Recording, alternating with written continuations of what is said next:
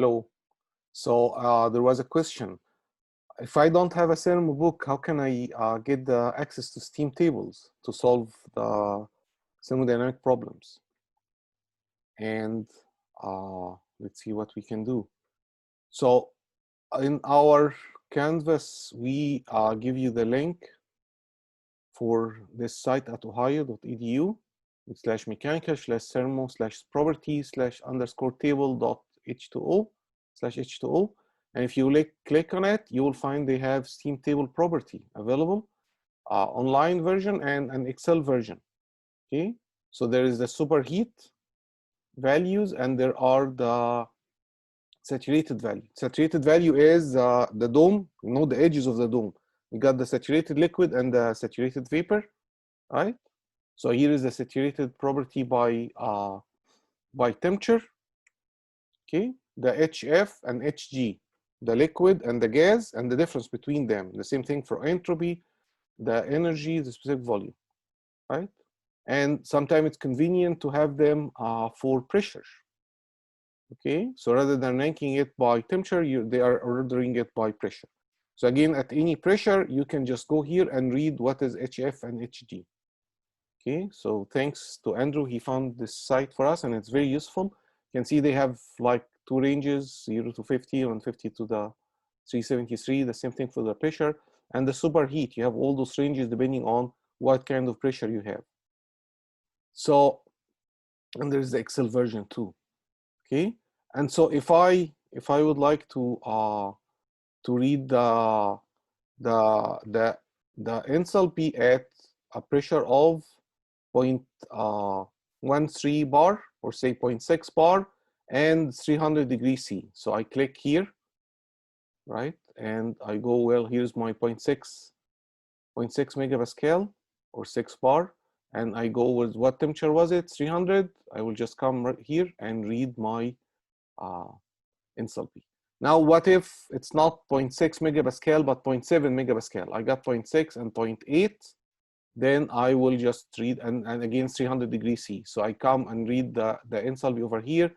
I read the enthalpy over there, and I average them because 0.7 is in the middle. What if it's 0.75? I do linear interpolation, right? Remember the linear interpolation? Y minus y1 over y2 minus y1 equal x minus x1 over x2 minus x1. If you remember in 3013, there is the formula for linear interpolation, and you get the enthalpy at the 0.75 or whatever weird value it is. Okay, so that is very convenient, right? You can just use those tables. Now in problem number 3, you get H1 by doing this. You know the pressure and temperature, go and read H1. But at point number 2, after we did the expansion, we now have the enthalpy and the pressure, and he's asking us what is the temperature. And if we are saturated, sorry, if we are under the dome, if we are in the wet region means that we are under the vapor dome. We are not saturated vapor yet, and we are above saturated liquids. We are in the middle, and we didn't go outside. We didn't get superheated yet.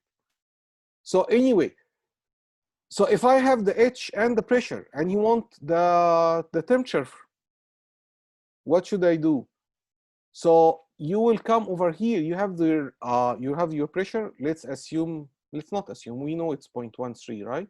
So 0.13 would be 0.13 bar. Sorry, 0.13 megapascal. So that's like 0.1, and between 0.1 and 0.2. For simplicity, let's make it 0.1. And so you know the enthalpy, right? So here is the enthalpy at different temperature. So you will come over here and read, where is my, let's say you have an enthalpy of 3000, 0.1 megapascal and 3000. So here's 0.1 megapascal, and I'm reading the H. I got, which is the close point to 3000, that's this one. So I just come over here and read, here is my temperature, 300, for example. What if my enthalpy is 2500? Okay, 2500 or 2400, whatever. So I follow the table, go back all the way. What? That is the smallest value. At saturated, it's 2600. And you're saying you have 2500, You are less than this. So what does that mean? Your enthalpy at that pressure is smaller than saturated value. That means you are inside the dome. So don't go for superheated table. You actually need the saturated property, right? So we'll do it with pressure, and we'll go to say 0.13, right? So 0.13 is between, where is 0.13? It will be here. It will be between 0.12 and 0.14, 0.13. For simplicity now, let's talk about 0.12. So if it's 0.12 and here is the enthalpy, right? So he's telling you that HF, it's usually very small, 400, and HG is 2,600, and you are 2,500. You are in the wet region because your enthalpy is in between them, okay? So first of all, what would be my temperature? The temperature would be the saturated temperature, obviously. So you are 104, and you can get the quality. How you get the quality? By comparing, I lose my place, it's wait. We said it's 0.12 for simplicity now.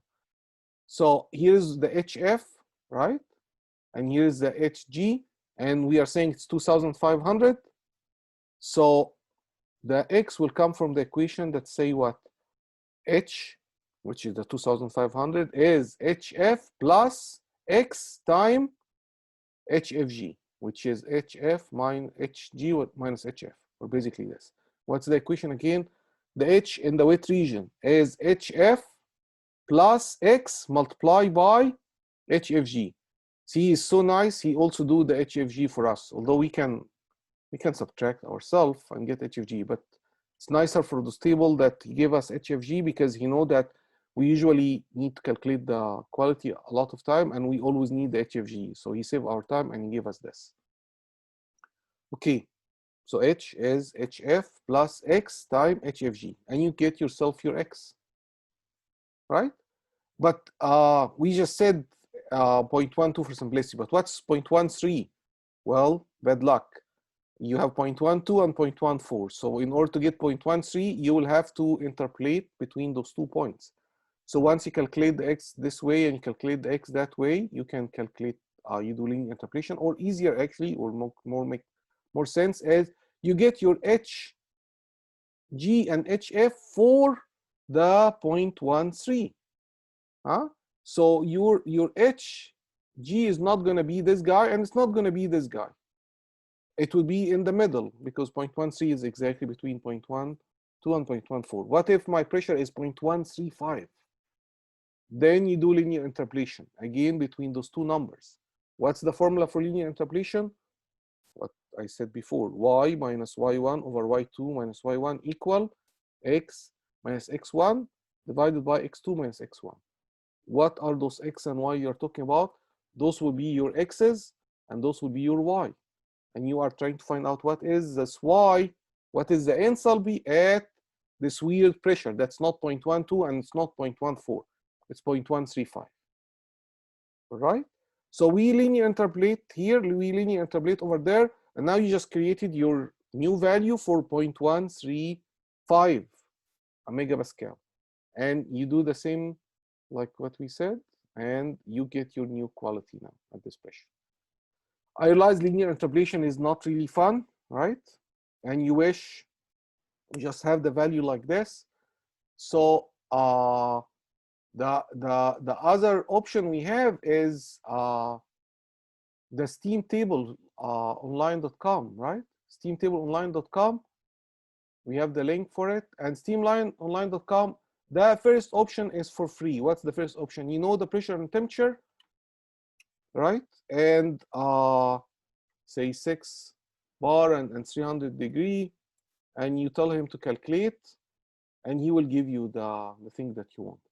That's for free, right? But the other option, when you give him the H and the pressure, and you want him to calculate the temperature and the quality for you, this one is not for free. So if I do this and say the pressure was 0.13, or actually for bar, then it will be 1.3 bar, right? 0.13 megapascal would be 1.3 bar.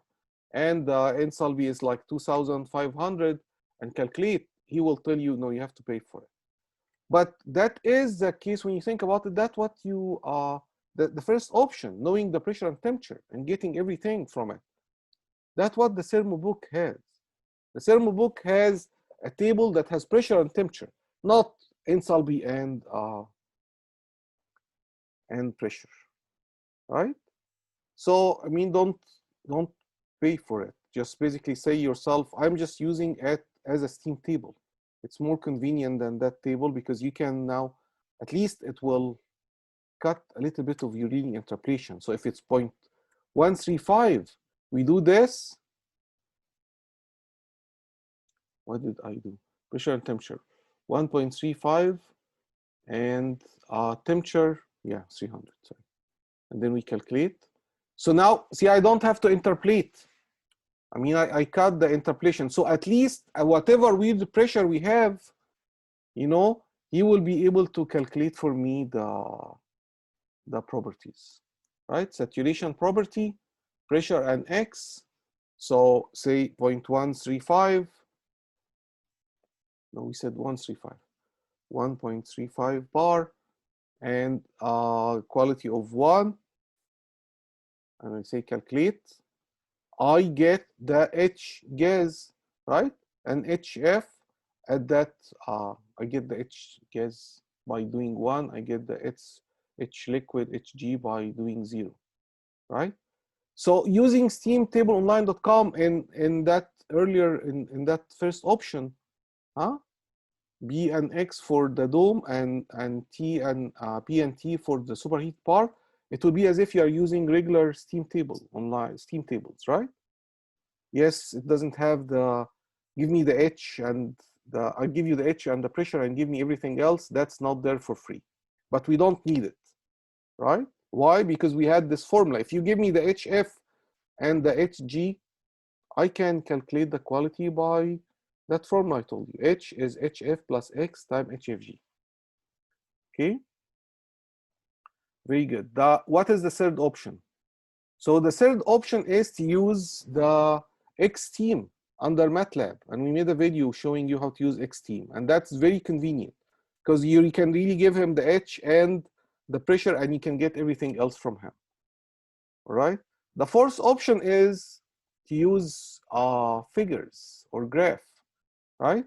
So those enthalpy entropy graph, you know, you can use them. Here's the H and here is the S. And so you can say, well, I have 2,500 and my pressure is 0.13. But usually those are not that accurate to read. You know, if we are designing something and you just want the results very quickly and you don't have the time to interpolate and write a MATLAB code to get it, those figures, and you can find even better figures somewhere else if you just Google enough, you can find a really decent HS and TS diagram that can be very convenient for you to get crude number. Can we just use this to solve the homework? Chances are if you use it to use the homework, you will get very rough numbers. It will not be that accurate. Right? So for the homework, use those tables in Ohio, right? Or use Xteam under MATLAB. Right? Hopefully this was useful. And that's it for now.